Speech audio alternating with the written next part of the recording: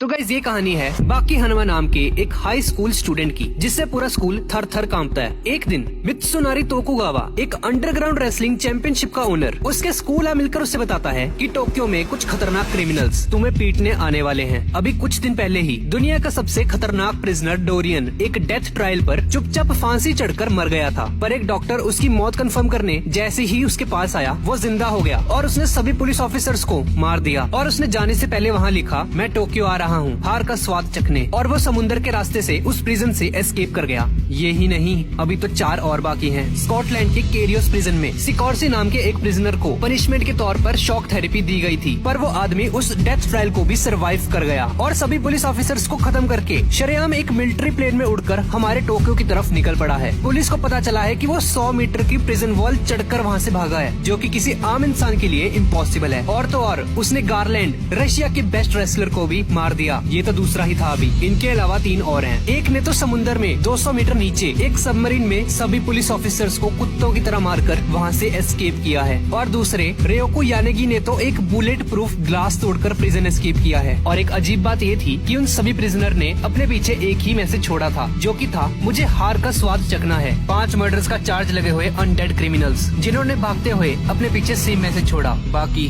तुम्हें पता है ना इसका क्या मतलब है? दोस्तों, इसका मतलब है कि वो सभी लोग बाकी को डिफीट करने टोक्यो आ रहे हैं, क्योंकि बाकी अंडरग्राउंड रेसलिंग का चैंपियन है। अब अगले दिन सिकॉर्स्की उन सभी में से एक प्रिजनर रॉब नाम के एक बहुत ही फेमस किक बॉक्सर को अपनी बॉडी में फिटेड रेजर से मार देता है। और कुछ गुंडे बाकी के बारे में उसके क्लासमेट से पूछते हैं और बोलते हैं, ओए बुलाओ उस बाकी को, बहुत पावरफुल है, हमने सुना है आज उसके साथ 2-2 हाथ हो ही जाए। डरकर वो आदमी बाकी के पास जाता है और उसको अपने साथ लेकर उसे उन गुंडों से मिलवाता है। उनमें से एक आदमी उसे चाकू से मारने आगे आता है, पर तभी उसे फ्लैशबैक दिखाई देता है कि उसके मुंह पर बाकी ने एक मुक्का ऑलरेडी मार दिया है। हालांकि वो अपनी जगह से हिला तक नहीं है अभी तक। वो बाकी के डर से ही फ्रीज हो जाता है और बचे हुए गुंडों को भी उन्हीं के स्पेशल वेपन्स उन्हीं पे यूज करके उन्हें हरा देता है। पर तभी बाकी को अपने क्लासमेट के पीछे एक 9 फुट का आदमी खड़ा हुआ दिखाई देता है। इस तरफ पुलिस डिपार्टमेंट में तहलका मचा हुआ है। डोरियन, सिकॉर्सी, डॉयले, स्पेक और रेयोको यानेगी एक साथ प्रिजन से एस्केप कर चुके हैं। तभी एक ऑफिसर आकर उन्हें बताता है कि शहर में सिटीजन्स ने देखा है कि किसी आदमी ने हमारी एक पुलिस वैन को हाथों से ही कुचल दिया। और पूछताछ पर पता चला कि ये काम स्पेक का है, उन्हीं 5 क्रिमिनल्स में से एक। अब सीन उसी बंदे पे शिफ्ट हो जाता है, जो कि बाकी को मारने उसके सामने आ चुका है। शो ऑफ करने के लिए वो बंदा खुद के मुंह में गोलियां चलाता है और कहता है, मैं टोक्यो का सबसे स्ट्रॉन्गेस्ट आदमी हूँ, क्या तुम ही बाकी हनुमा हो? दोस्त, मुझे हार को एक्सपीरियंस करना है, क्या तुम मेरा साथ दोगे? और उसके साथ हाथ मिलाते ही उसका हाथ नीचे गिर जाता है। ये देखकर बाकी की फट जाती है। वो बंदा बाकी को कुत्तों की तरह मारने लगता है और बोलता है, हाथ उठाओ,